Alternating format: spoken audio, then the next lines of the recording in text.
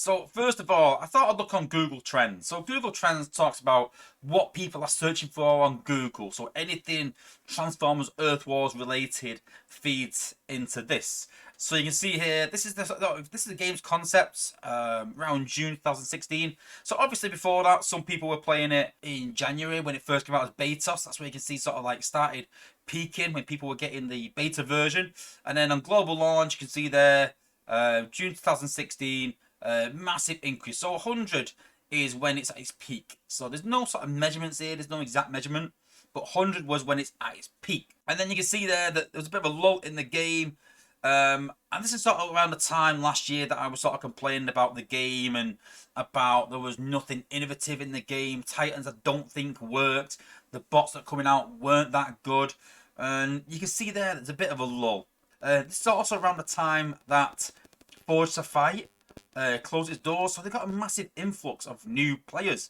So interest started to peak right up to sort of HQ 18, and then obviously the figures start to sort of slightly die off. So then we're going to look at spaceape's revenue. So this is spaceape's revenue currently over the last month.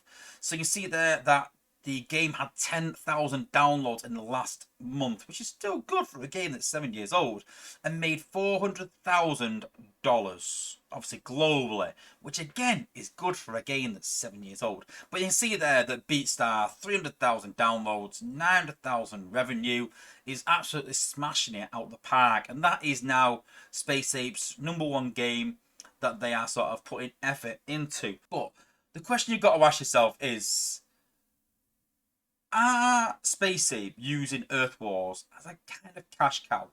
And I understand that they will to a degree. I understand they've got to have new developments, and for new developments, they need a cash flow coming in, and they're going to use whatever cash flow they get to help with them developments. But I was looking into sort of like, the infrastructure of spaceape, things like that, and they actually have 140 employees at spaceape, but they run a policy of having small teams running games. For whatever reason, maybe that's just for, purely efficiency. Maybe it's just to keep the team close together so there's not too many moving parts. You've got to think to yourself, though, that on this game right now, they've lost Fabian to another game. I don't know if it's a new project, I presume.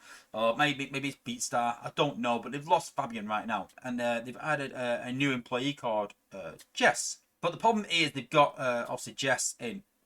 And now you've got Jess, you've got Yanis, and you've now got Hyro. And that is it. I don't know how good Jess is, don't hold them, but they're new to the game, totally, completely new. So they've got no idea on, the mechanics of the game and how it really works. So you've got Yanis sort of working on the big projects, and you've got a newbie working on the new projects, and then Hyro just working on the economy. And there's so many things that need fixing. There's so many things that need doing. And they've only got so many people. I mean, Dale got taken on as, purely for, the community and to manage Discord. And you find that Dale's doing so many more things right now that maybe it's above his pay grade or he shouldn't be doing. But they're just so far stretched that it's kind of stupid, really. And they're trying to put all this money into other projects, and, Boom Beach failed, closed its doors. Fastlane failed, closed its doors. Now Beatstar does look to be doing a lot better, but Transformers Earth Wars has always been there, and I feel like they need to look after this game if they want the company to succeed and carry on. It's 7 years and been going along now, and it's done really well, and it has. If we're honest, these games don't last that long. And Dale even sort of self-admitted that last year spaceape weren't really that interested in the game. But this year they put more resources in. But I just fail to see them resources. Is it money they're putting in? It's not time. Because you've still got the same team. You still had Fabian, you still had Yanis, and you still had Hyro. And I don't feel like they've put Adam in there because it was a conscious choice because of the game itself. I think it was more of a choice. Like, listen, we've got Adam spare. He's handed his notice in for a month or something because the game's closed and he's going to another game. Do you want him for a month just to help you guys out? But it needs something more long term. When they had Adam in there, it started to get traction. They had a good developer in there. They had Fabian in there. They had Hyro doing the economy, and you had Yanis doing the big projects. And it started to work. And Fabian started picking up bugs and working on things. And I feel like they need that structure back. They need someone working day to day on fixing things. They need that, and the other person can work on new content. Dale hasn't got the time to read the chats. So we're all talking, and we're getting frustrated in playtests as well. Because we're all talking and throwing ideas around on how we can improve these things. Kunai was a massive example. And then Dale just sort of comes in and says, I'm going to do a survey. Because he doesn't say this, but he says, well, I haven't got time to read all this feedback. I haven't got time to be in this chat listening to this. I'm just going to do a survey. And surveys are all well and good. I understand it's economical, but sometimes you need more than just an answer. It's not a yes, it's not a no. If someone were to say, does this bot need a cost decrease? Well, sometimes you might say, well, no, it's the repeat cost because it's kind of spammy. Or it might be, listen, the initial cost needs to be reduced, but maybe increase the repeat cost. It's not a plain black and white answer. It's not a yes or no. It's a conversation on how it can be changed. And what's even more frustrating is they do these VIP votings and they go, listen guys, what do you want out of these? And everyone says, we want the lowest event possible. We don't want big events. We want a 1.5 million event. Do you want a 20k and the reward scaled? Or do you want a 35k event? And 3/4 of the people have said they want a 20k event. They want the smallest choice possible. The new content isn't game changing. I was talking to someone, a well-known player, and I said, when was the last game changing content we got? Skids and Nightstick. And that was in September.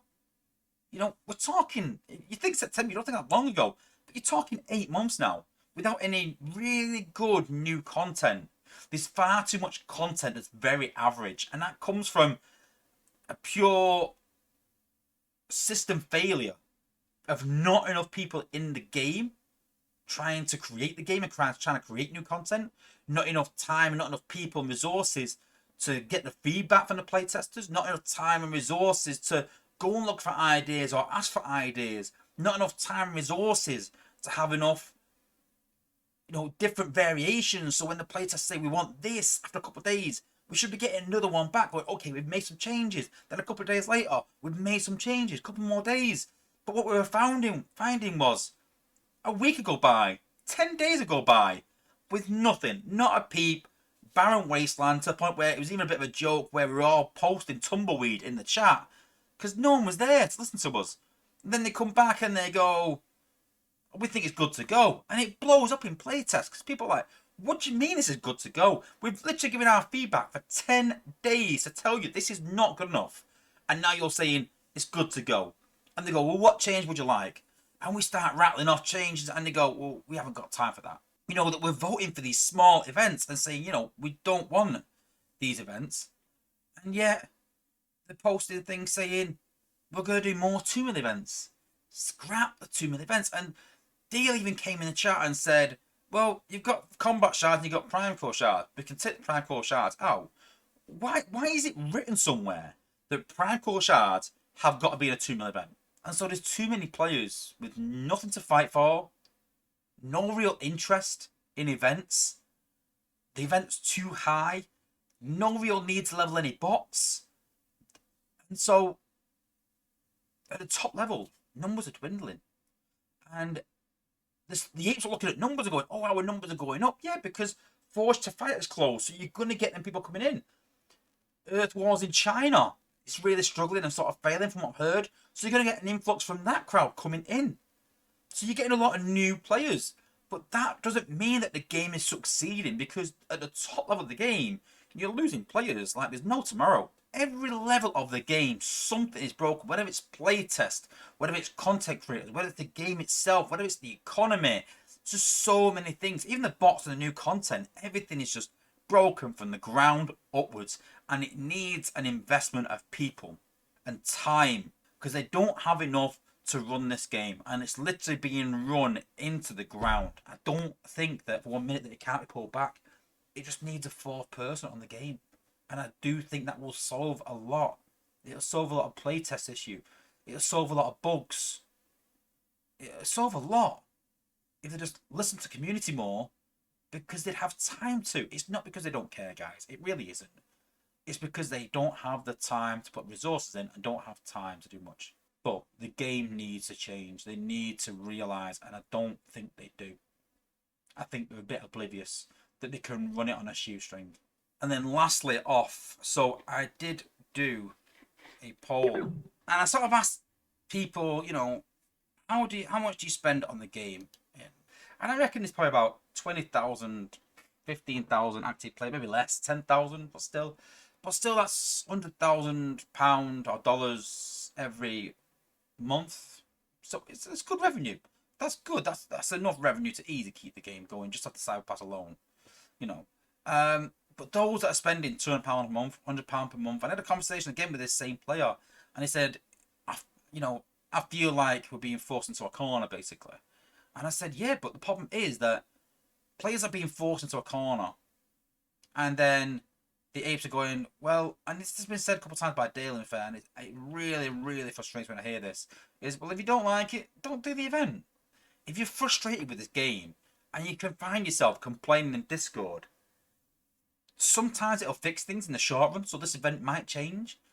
But there's not going to be a big change in the game just by complaining in Discord. But if you're sat there, guys, and you're one of these people that spends $200, $100, $50 a month, and you're frustrated with the game, if you're not frustrated with the game, fine, spend your money. I hope you enjoy it. No problem. And if you're free to play and enjoying the game, don't spend. It's fine. If you just buy the Cyber Pass with any rewards, that's fine. But if you spend on this game and you are not happy, the biggest message you can give to the apes is to say, I'm not spending anymore. I refuse to spend until this is fixed. They work off stats. They don't work off Discord. They don't get Discord and go, right, how many complaints have we had today? Yes, there will go back to teams that we get a lot of complaints, but whether they have 50 or whether they have 200 won't make a difference. But when they see people not playing in events, changes happen. When people refuse to spend on events, changes happen. Vote with your wallet. Plain and simple. So listen, I'm not spending. Now, personally, my spending's gone down to pretty much zero. I will buy the Cyber Pass, but you can't get 5-star bots in the Cyber Pass. That's why people do that. You can't get Prime Core shards from the Cyber Pass, and that's why people will, chase these things. But they're still got to be within reach. I don't think anyone will complain about endurance events. We need one big event at least per month. I'd say 2. I'm fine with 2. One every 4 weeks. Every sort of, weekend, every 4 weeks. Let's have a big event for the big spenders that want to spend and want to level bots. That's fine. And people have made good points that you can have a 20k event and have it open-ended like raids. So people that want the XP can go and do that if they want. But no one sort of feels pressured to do that. And that's fine as well. No problem with that. My big problem is when they put vital prizes out of reach from the average person. That's the problem. That people are getting monetary burnout. Economies are suffering right now, even post-pandemic. I know coronavirus seems a lifetime ago now, but people are still recovering. People still got debts to pay, and economies are still recovering, and inflation is sky high, especially in the UK. So everyone's sort of still struggling a bit. Well, not as bad as it was, but we're still struggling a bit. And it just seems like spaceape are just trying to rinse every single last penny out of people. And I remember talking to someone that was well within gaming once, and they said you're better getting a bit of money off lots of people than focusing on the whales and getting a lot of money off a few. Because if them few people leave, you haven't got a game where if you can encourage a lot of people to spend a bit of money, that has longevity. And people are willing to put $10, $20 into a game every month because it's the price of a bit of food at McDonald's or something. And you'll pay that for a game that you enjoy. But most people aren't willing to spend $200 on a game.